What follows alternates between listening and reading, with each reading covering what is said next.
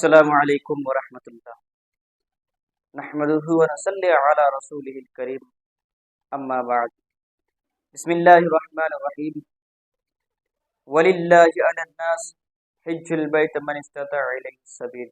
ناظرین کرام، اس سے قبل میں نے فضائل حرمین شریف اور حج کس کے لیے ہے اس کے مطابق بیان کر چکے ہیں۔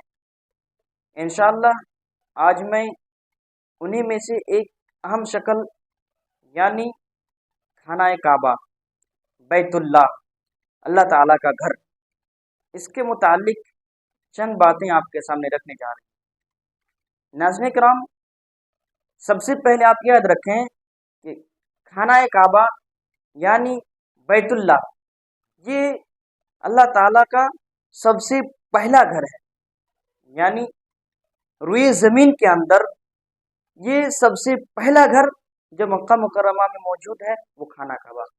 ناظرین کرام، جیسے کہ اللہ رب العالمین کا فرمان، دنیا کے اندر سب سے پہلی مسجد، سب سے پہلی عبادت گاہ جو مسلمان کے لیے مقرر کیا گیا ہے وہ مکہ مکرمہ میں ہی ہے، یعنی وہ خانہ کعبہ جو لوگوں کے لیے باعث ہدایت اور تمام جہانوں کے لیے اس میں عبرت ہے، اور اس میں کئی کھلی ہوئی نشانیاں ہیں۔ مثال کے طور پر مقام ابراہیم یعنی حضرت ابراہیم علیہ السلام کی نماز پڑھنے کی جگہ، اور اگر کسی کے پاس وہاں جانے کی استطاعت ہے، طاقت ہے، تو اسے چاہیے کہ وہ حج کرے۔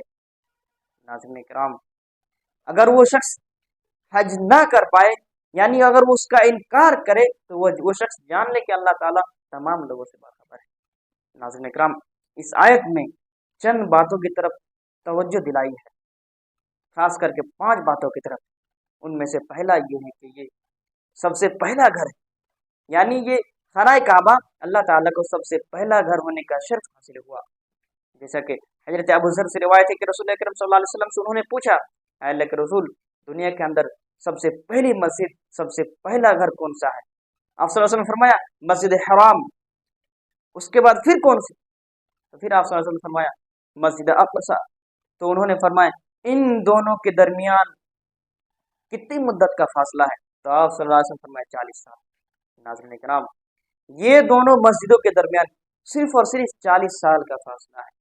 اور دوسری چیز، اس میں لوگوں کے لیے ہدایت ہے، اور تیسری چیز، تمام دنیا والوں کے لیے اس میں نصیحت ہے۔ اگر کوئی شخص اس میں داخل ہو جائے تو وہ شخص امن والا بن جاتا ہے، وہ شخص محفوظ ہو جاتا ہے، اور اس میں کئی کھلی ہوئی نشانیاں ہیں۔ مثال کے طور پر زمزم وغیرہ، اور مقام ابراہیم جہاں پر حضرت ابراہیم علیہ السلام نماز پڑھی تھی، اور وہ جگہ جہاں پر پیر رکھ کر جس پتھر پر کھڑے ہو کر پوری خانہ کعبہ کی تعمیر کی تھی۔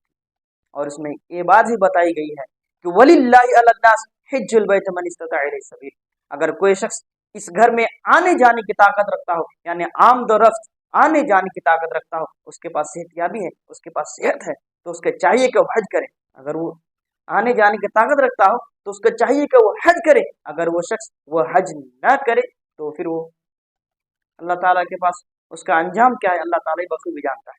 ناظرین کرام، یہ حج ہمارے اوپر فرض قرار دیا گیا ہے۔ آپ بخوبی یاد رکھیں کہ یہ خانہ کعبہ یہ سب سے پہلی مسجد ہے، اس کی تعظیم کرنا ہمارے لیے بے حد ہی ضروری ہے۔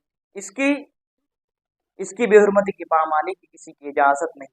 ناظرین کرام، ہم بس اس ویڈیو کے ذریعے یہی بات آپ کو بتانا چاہتے ہیں کہ یہ وہ مقدس گھر ہے، یہ وہ پہلا گھر ہے جس میں سب کو جانے کی کوشش کرنا چاہیے۔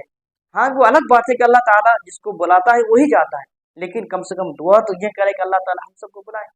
اللہ تعالیٰ نے جس کو معلوم عطا دیا ہے وہ تو کم سے کم جا کے حج کرے، لیکن اس کے باوجود ہمارے ایسے ایسے مسلمان بھائی، ایسے ایسے مومن بھائی جو پڑے ہوئے ہیں، جو خواب غفلت ابھی بھی سو رہے ہیں، وہ کہہ رہے ہیں کہ ابھی تک عمر ہی نہیں ہوا، یعنی وہ بڑھاپے میں حج کرنا چاہتے ہیں، جبکہ آپ صلی اللہ علیہ وسلم کے فرمان کے مطابق اگر آپ کے پاس معلومات ہے، اگر آپ کے پاس صحت ہے، تو آپ کے اوپر حج کو فرض کر دیا، حج کو فرض قرار دیا گیا، آپ حج کریں۔ اگر آپ حج نہیں کر دیں تو آپ پھر وبال جان کے مستحق ہیں۔